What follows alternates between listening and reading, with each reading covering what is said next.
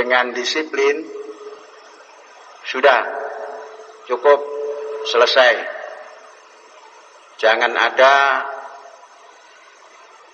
penahanan BID bagi kelas 12 yang masih ada urusan katakan pelanggaran disiplin di kamar maupun di tempat asrama. Tidak boleh menahan BID yang bertugas di 130 sudah selesai. Adapun yang masih mempunyai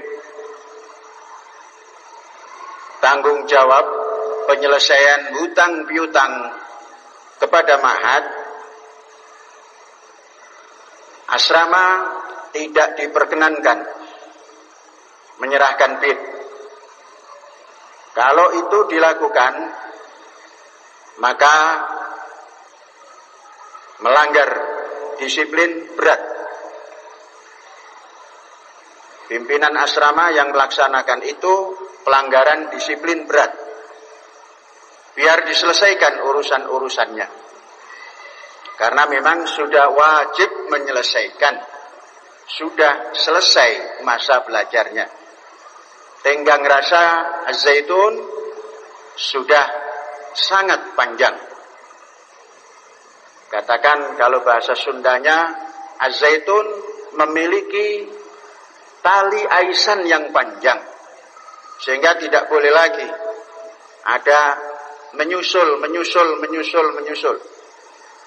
Itu namanya tidak bertanggung jawab kepada apa yang telah diberikan kepada putra-putri ataupun pelajar kelas 12 selama tinggal di kampus Az-Zaitun. Selanjutnya, alhamdulillah, pemilihan umum telah berjalan, selesai. Tinggal menunggu hasil. Di sana sini klaim menang, namun yang akan menetapkan kapan kemenangan itu nanti KPU pada tanggal yang telah ditetapkan. Oleh sebab itu, kita tunggu bersama-sama sambil melihat bagaimana kiprah orang-orang yang ingin menang dalam pemilihan umum itu. Ini tontonan yang sangat bagus. Pendidikan politik yang sangat bagus. Karena di sana sebelah kanan ada klaim menang, sebelah kiri ada klaim menang, dan lain sebagainya. Para pendukung mengklaim menang. Ini kita nikmati. Kita nikmati. Kampus yang menjunjung tinggi toleransi dan perdamaian, bacalah dua-duanya. Jangan ada yang mematikan televisi karena tidak suka. Juga jangan marah kepada ungkapan-ungkapan yang berbeda dengan televisi.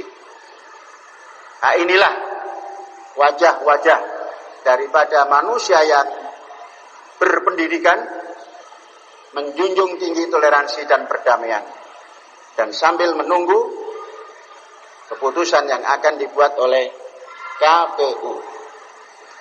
Adapun di sana sini, di luar negeri, ada demo-demo, nikmati saja. Dengarkan bagaimana suara rakyat di luar negeri yang tidak kebagian hak atau tidak bisa melaksanakan haknya. Banyak celotehan-celotehan, tapi itu semua bagus, tontonan tanpa membayar untuk rakyat Indonesia yang cinta demokrasi. Indonesia, nama baru, negara baru, bangsa baru, bahasa baru. Karena semua harus rujuk kepada sejarah. Mengapa bangsa Indonesia ini memiliki bahasa?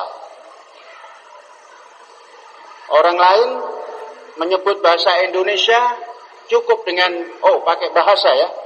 Itu namanya bahasa Indonesia atau bahasa Melayu. Jadi kalau orang-orang di Amerika menggunakan bahasa, orang-orang di Eropa menggunakan bahasa, itu artinya bahasa Indonesia dan bahasa Melayu. Hadirin, ternyata bahasa Indonesia sebelum menjadi resmi dinobatkan bernama Indonesia, itu sudah dipakai oleh para saudagar, bahkan oleh para pendatang dari Eropa. Sebelum masuk ke negeri Nusantara ini, yang kemudian menjadi tanah air, kemudian menjadi tanah airku Indonesia, semua belajar. Maka lingua franca ketika itu adalah bahasa yang sekarang dinamakan bahasa Indonesia. Dahulu dinamakan bahasa Melayu Pasar. Apa itu Melayu Pasar? Apa itu pasar? Pasar adalah penguasa daripada jalannya ekonomi di Nusantara ini. Bahasanya Melayu Pasar. Pusat perdagangan ketika itu yang pertama adalah di Melaka. Di Melakalah saling tukar menukar hasil dari segala penjuru Nusantara menggunakan bahasa Melayu Pasar. Di Indonesia yang aktif menyusun, setelah itu menjadi bahasa lingua franca. Tatkala zaman Portugis menggunakan bahasa Melayu Pasar. Spanyol menggunakan bahasa Melayu Pasar. Hindia Belanda atau Belanda menggunakan Melayu Pasar. Sehingga company mengutus askar-askarnya ke Indonesia. Yang pertama adalah diajarkan bagaimana berbahasa. Dan yang menyusun adalah Belanda, China, dan orang-orang Melayu Indonesia dan Melayu Malaysia. Di Indonesia disusun bahasa percakapan dan bahasa keputusan-keputusan yang harus ditranslate kepada bahasa, maka bahasa Indonesia Pasar digunakan. Maka pada ketika itu bahasa Indonesia sebelum ditata kesusastraannya lebih jauh, orang tidak mengenal banyak. Hanya mengenal gua, orang mau kemana, gua orang mau ke pasar. Jadi dan gua itu bukan bahasa Kiwari, bukan bahasa sekarang. Itu sudah digunakan oleh bangsa kita, baik Majapahit, baik kemudian Demak, baik Mataram. Tatkala masuk ke pasar bebas di Malaka, mereka sudah mengenakan bahasa seperti itu. Susunan-susunan bahasanya adalah susunan Tionghoa. Kamu orang mau kemana? Itu halusnya. Kita orang. Maka banyak bahasa-bahasa itu kemudian disusun kembali.